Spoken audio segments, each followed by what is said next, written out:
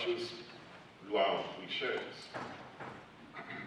So here's the cliche. It's my honor and pleasure to introduce our next speaker. What I want to do, though, is I want to ask you to actually think about those words. I can't think how to reword that any stronger. It really, truly, sincerely is an honor for me to introduce Andrew Cassilly as our next speaker. It's also a privilege to have, we're very happy to see that he's here. I think he's happy to be here as well. And the reason why I'm excited about this, I know Andrew personally, known him for quite a while, and I can tell you he is absolutely committed to not just the state of Maryland, but the rural issues in particular. He's one of many people that understand that, you know, there's a uniqueness to rural Maryland that very few people understand and get. He gets it. And it's just really, really heartening to see somebody that gets it, that also has the skills and the caliber, let's say, in a position high up in our government where he can be influential and make things happen. So I think we should all be very honored to have Andrew here this morning with us. So with that, please welcome Andrew Cassilly.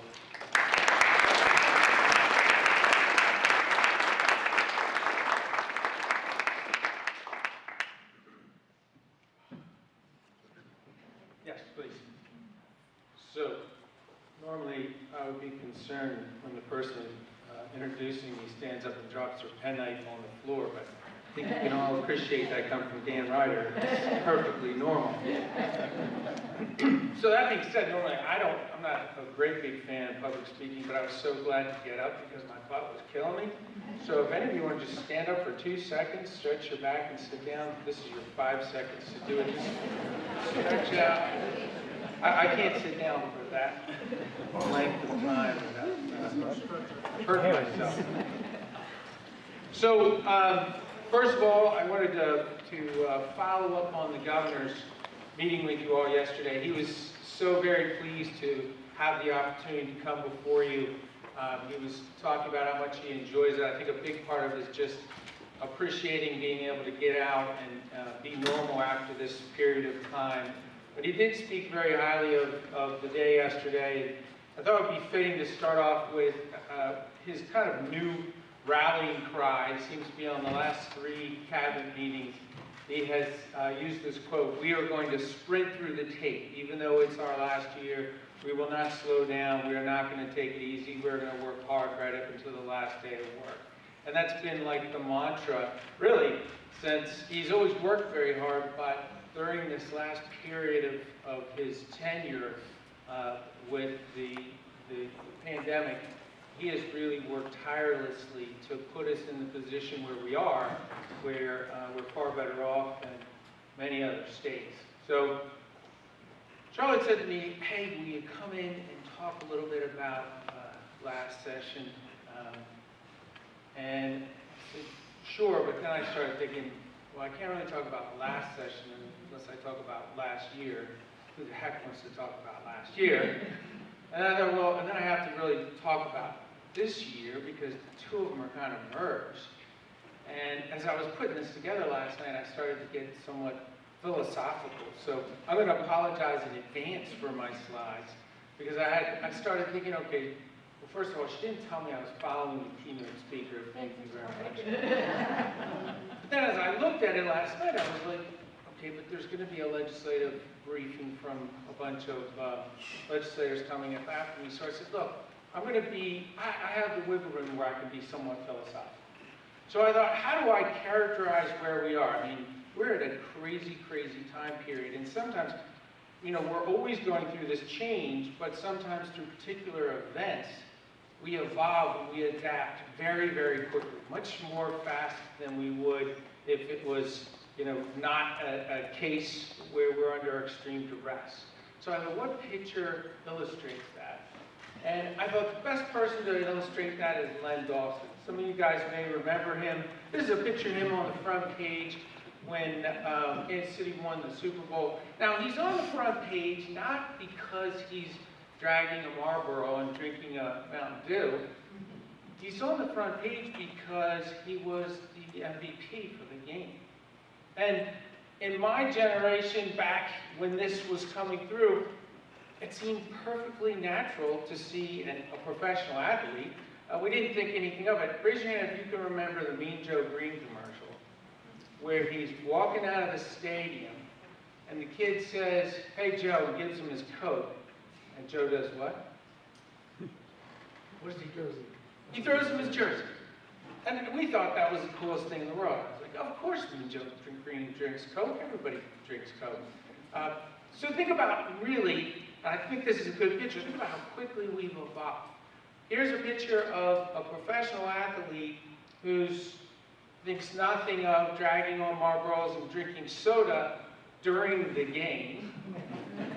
To this year, where we have our professional quarterback getting in trouble because they're so afraid of putting anything into their bodies, they won't even get the vaccine. I mean, it kind of puts things in perspective for us that we have really come through a lot. And we're in a really odd place. And we're trying to kind of figure it out. And the general theme is recovering and understand, let's get our bearings about us. Let's figure out where we are so that we can move forward. So let's talk about where are we? You know, what puts us in the place we are in today, right now? So the first thing is, and normally this would sound bizarre, but we're recovering from a global pandemic. That's craziness. Everything I learned about a global pandemic in high school science was that the most important thing is it was going to come in the future. It's not supposed to come now, it's supposed to come in the future. So it came unexpected. So admittedly, we are less than prepared for the global pandemic. And we've been reacting. We've been trying to get our bearings and move forward. We're in the last session of Governor Hogan's tenure, which changes the dynamic. We're resetting after last year's virtual session. Now, there's going to be legislators that come up here and they can support this. It was insanity at its best. Prior to that session, we worked for an entire year to live stream the floor sessions and couldn't figure it out. And yet we had to, within a very short period of time, say, okay, now we're going to live stream the floor sessions from 2 different locations. The legislators are going to testify in gigantic fish bowls. Their staff has to stay at home. Lobbyists are banned from the campus. And oh, by the way, all the citizenry that are testifying are going to do it from their dining room table. It was crazy. And as a result, most of the issues that we were dealing with, really, it was hastily, it was not very effective, but it was the best that we could do. And I was surprised that we were able to make it to full term, because there was a large thought that, look, we're going to end up getting shut out by this pandemic. We'll never even finish. But somehow or another, we managed to make it through. So that's where we are heading into this session. And oh, by the way, we're looking at the largest stimulus package we've ever seen coming to us from the state. So that's where we are. That's putting it in perspective. But we should also take consideration as you step back a little bit from the trees, because we're right in the middle of the forest right now. Ease up, you Dan. As you step back and look, there are emerging trends that are coming through. Now, whether they're good or bad, we don't know, but they are emerging trends. So let me talk to you about 3 of them. First of all, public school attendance is dropping. It's been dropping for over 10 years. But as a result of COVID, it dropped pretty quickly.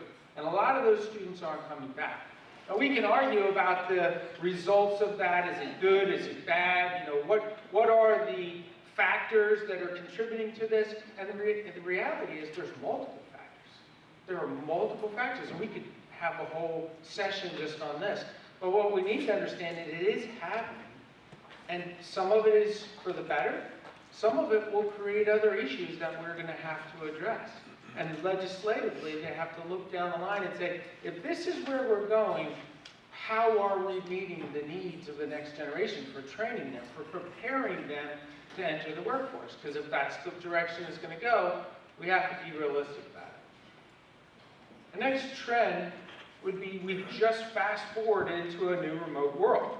I mean, some of you can remember the day that you got up, went to work, stopped to get gas, went in and got a cup of coffee, went to your office, sat down, started working, and about halfway through the day you realized, I haven't even really talked to anybody yet. We didn't realize at the time those small increments or what was going to prepare us to fast forward into this new Zoom world that we're in. And we've catapulted ourselves into the Zoom world. 88% of the businesses basically said to all their employees, you're working from home. 97% of them said, we're shutting down all business travel. Now, as a result of Zoom, we're probably never going to see that go back to the direction that it was prior to the pandemic, and it's just a cultural shift for us. Can we be more productive? Some people will argue yes, some people will argue no. Some people will say, using the water cooler analogy, there was a certain bonding that we had when we got together. These are all things that we're going to have to work our way through. And really, all of us had to fast track our way through that Zoom education. We had to really be used to it. If you would have told me 2 years ago I'd be able to jump on a virtual meeting as easy as I can answer my phone, I would have said you're crazy. But look how quickly we've adapted. Think about it, 2 years ago, we've been used to staring at our computer screens in isolation, like you just stared at your computer screen. So for many of us, we had to wake up and realize we're actually staring at a camera. Raise your hand if you saw something that occurred on a Zoom meeting over the past year that either made you burst out laughing, start crying, or gasp. Yeah, I mean, you'd be sitting there watching it, and all of a sudden somebody would kick back and take a big drag of a cigarette, and then they'd be like, they would remember, I'm on TV, or I'm on the camera. Our brains had to shift for that, and we're not going back from where we are. We will continue to move forward. The last thing is, we're now looking at a mobile workforce. The new generation is entirely different. I just talked to a kid who's been working as an engineer, graduated last year, got hired by a firm in Montana. He's worked for him for an entire year, and he's never even been out there. And he's doing quite well. And I was like, wow, that's a paradigm shift. If you don't actually have to go into work and you can work remotely, think about that for rural America. People can now live in rural America and work in the city and not even have to get into their cars. So it is going to change the dynamic. And really, anyone out here who has a kid between 5 and 20 can tell you they look like us, they talk like us. Some of them even dress like us, but they're almost a different species. I mean, their minds are wired different. Because of multimedia, they say that today's teenager has an attention span of 8 seconds. You got 8 seconds to get them. You miss them by 8 seconds, they're done. They're off to another direction. So when we work with them, we have to think differently about how we're going to approach that. So these are all trends that we're seeing that are going to impact rural America. And all the issues that we've been talking about for the last day and a half, and I've enjoyed being able to get into some of these workshops to hear the ideas, the thoughts that are behind it. There's a lot of good momentum. There's a lot of, and people are really paying attention to how are we going to adapt as we move forward. Fortunately, all those issues that we're talking about that impact rural Maryland are also issues that the Hogan administration is looking to leave in their legacy. We find ourselves, Governor Hogan was just devastated by the fact that this global pandemic had the potential to completely wipe out all the good that he's done. He took us from record level debt to being prosperous and eliminating all our debt. And all of a sudden last year, we're faced with the concept that we could actually leave the state worse than what we found it. So there was a big sigh of relief that through strategy, through strategic and conscious efforts, we were able to keep the state up and running, so that we were able to generate revenue, so that we were actually in a really good position. So then when the feds came to us and said, oh, by the way, we're going to give you more money, that's a great Christmas present, but we're in a great position because of the actions that we took. So some of the things that we're going to look at are both civil and social infrastructure, obviously, and we've talked about all those things, and really looking at diversifying our industries. The one thing that's been apparently like critically clear to us is that we need to diversify, we need to localize our markets, we need to diversify the food chain, we need to look for rural industries that we can support and maximize so that people aren't losing their jobs. These are all concepts that we're going to work on and put legislation forward to address. So with that, the frontline issues from last session are still going to be the frontline issues from this session.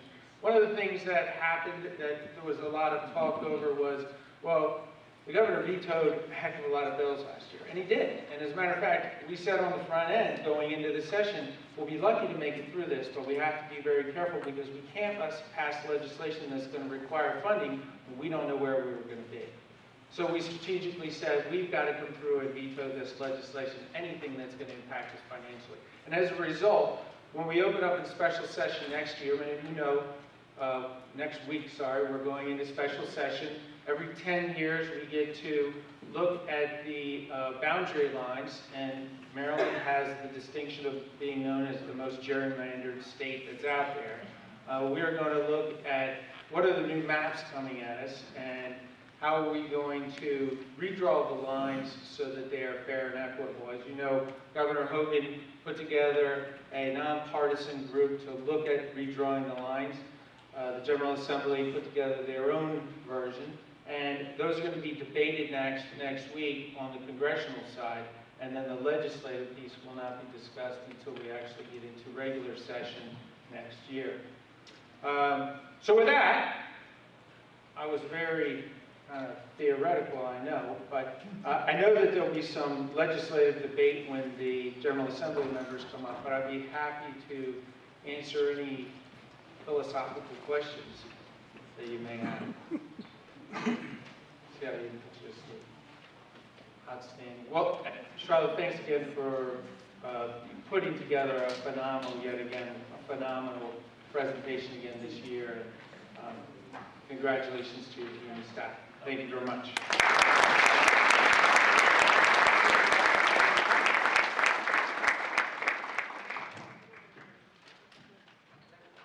I was hoping I was going to get a bottle of wine, but I didn't want to give you something.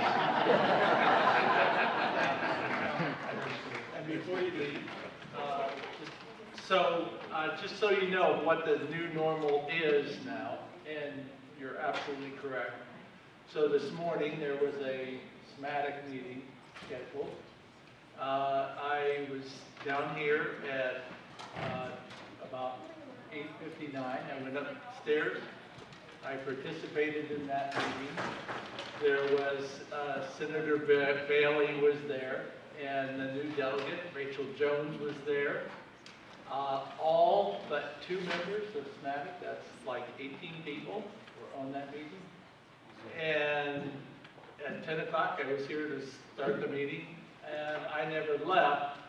And it's new, it's a new world, it's a new situation. You can go to places you've never been before, and yet you can be places that you've never been before. So thank you. Thank you very much. And it is going to be a new normal. Yes, sir. Thank you.